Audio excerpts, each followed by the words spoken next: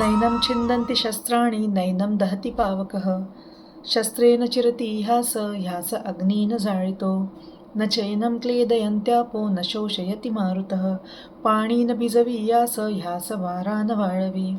तर हा जो संस्कृत श्लोक आहे, जो मूळ भगवद्गीतेतला आहे, दुसऱ्या अध्यायातला 23वा श्लोक, हा आपल्यापैकी बऱ्याच जणांना माहिती असेल.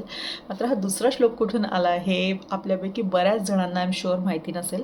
तर हा तर मूळ गीतेतला श्लोक आहे, जो की बऱ्यापैकी प्रसिद्ध आहे, ज्याच्यात भगवंत आत्म्याबद्दल सांगतायत की आत्म्याला वारा वाळवू शकत नाही, त्याला अग्नी जाळू शकत नाही, शस्त्र त्याला छेदू शकत नाहीत.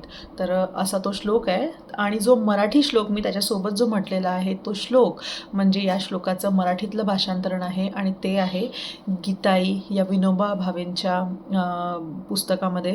तर हे गीताई नावाचं पुस्तक आहे. ज्या कोणाला गीता वाचायची इच्छा आहे मात्र संस्कृत ची अडचण आहे, त्यांना एकतर संस्कृत वाचता येत नाही किंवा वाचलं तरी पण कळत नाही, अशा लोकांसाठी हे खूप छान पुस्तक आहे. आणि ज्यांना कोणाला गीता वाचून समजून घ्यायची इच्छा असेल त्यांनी नक्की हे पुस्तक घ्यावं. अगदी स्वस्त आहे, समजायला खूप सोपं आहे, खूप छान ओघवती भाषा आहे आणि प्रत्येक श्लोकाचं गेय स्वरूपामध्ये, पद्य स्वरूपामध्ये विनोबा भावेंनी भाषांतरण केलेलं आहे. आणि मला असं वाटलं की अधिक मासाच्या निमित्ताने मी तुम्हा लोकांसमोर हे पुस्तक आणावं.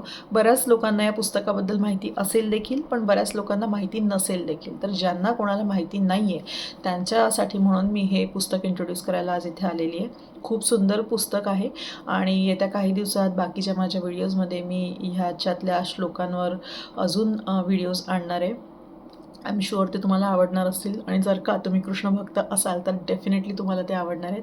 तर ट्यून राहा, बघत राहा आणि अधिक मासाच्या निमित्ताने तुम्ही देखील हे पुस्तक विकत घ्यावं असं मला वाटतं. ज्याला ज्याला गीता समजून घ्यायची आहे, वाचायची इच्छा आहे, त्यांनी हे पुस्तक नक्की घ्यावं. खूप छान पुस्तक आहे आणि हायली रेकमेंडेड आहे माझ्याकडून.